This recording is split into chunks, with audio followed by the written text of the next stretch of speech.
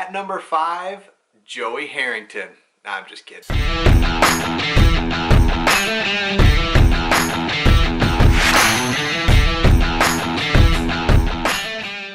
Okay, since the Lions are winless in 2021, I thought I'd put together the top 5 Lions of all time. Now, when I say all time, I really mean the last like 30 years. That's how long I've been watching. So, you know, these old names that you really never heard of, that's like, hey, I'm sure they were good, but, you know, it's black and white video. You can't, you know, you've never actually seen them play. You just hear stories about them. Like I said, all respect to them. I'm sure they were great, but I'm just going by color TV, 90s, when we were able to really watch and understand who was good and who wasn't. So at number 5, I have a guy that I don't like, and I hate to put him on the list, but I'm going to, and that's Ndamukong Suh. And the reason I have him at number 5 is because he came in and really helped change the culture in our team. You know, we had Jim Schwartz. We came in, we're like, we're not going to be pushed around anymore.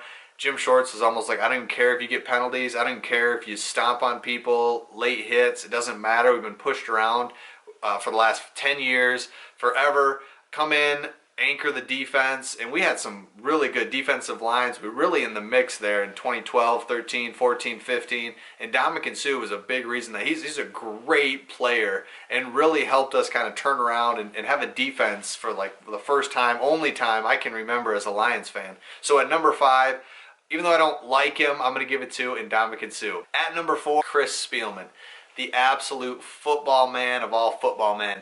The guy's a middle linebacker for the Ohio State Buckeyes, played at the highest level, comes into Lions, just anchors our defense. Loved watching him play. Great broadcaster, and now he's part of the Lions and part of this latest rebuild. So Chris Spielman, just an absolute stud for the Lions. When you think of the Lions, Chris Spielman is someone that comes to mind, and just, you know, he's somebody that you're just like proud of and proud to be part of our franchise. At number 3 is Matthew Stafford, and I think we've all just come to like really appreciate him. We all know that he's really good, and he holds every Lions quarterback record. Played in, you know, consecutive games, touchdowns, passing yards, great arm, and he too. This isn't what the countdown's about, but he too, great person, leaves on good terms. We're kind of rooting for him now as he goes to the Rams to just see what he can do. But he comes in at number 3. At number 2 is Kelvin Johnson.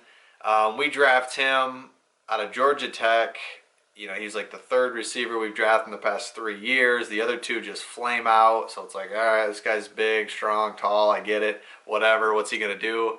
Well, he's a stud, goes into the Hall of Fame the second he's able to, makes big play after big play, showed up every game. He had that Barry Sanders effect where it's like it's only a matter of time. He's going to have a big play. He's going to go downfield. He's going to catch a bomb. He's going to bring us back in the game. And so many times against the Raiders in 2011 on the road when he just like single-handedly took the final drive down the field with Stafford. The Cowboy game where he gets 300 and some yards and it just couldn't stop him, and you just knew you were never out of the game with Kelvin. You knew he was going to get the ball. You knew you were just going to throw it up to him. So it was just so fun to watch. We were so lucky to have him. Unfortunately, he retires early, but just to have him in our franchise for as long as we did was awesome, and something that we'll never forget because he was just a transcendent talent at wide receiver. At number 1, everybody knows it. It's one of the greatest football players of all time in Barry Sanders. You know he's so special because when you see a long run today, it's like, wow, you know, you're just like, whoa, you don't ever see it, especially with the Lions. Like if we pop like a 20-yard run, it's like, whoa, you know, nice.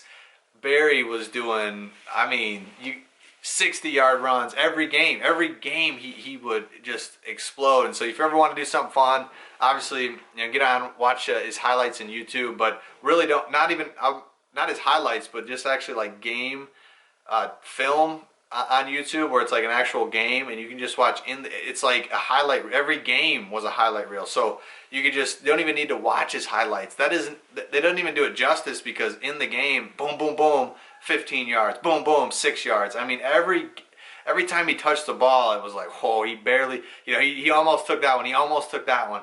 And so, and if you really want to do something fun, look at his Oklahoma State highlights where he wasn't even touched. I don't think he was ever tackled once. He went for over 2,000 yards. He had like I think it's something absurd. I'm going to get it wrong, but it was like 30-some touchdowns his senior year, his junior year, whatever. Never touched in college. I mean, just incredible. So, number 1 is Barry Sanders. So, hey, leave in the comments if I missed somebody. Like I said, we're just really doing the last 30 years. And, you know, I know that Ndamukong Suh one's kind of on the bubble, but I think he changed or helped us change the culture more than anybody.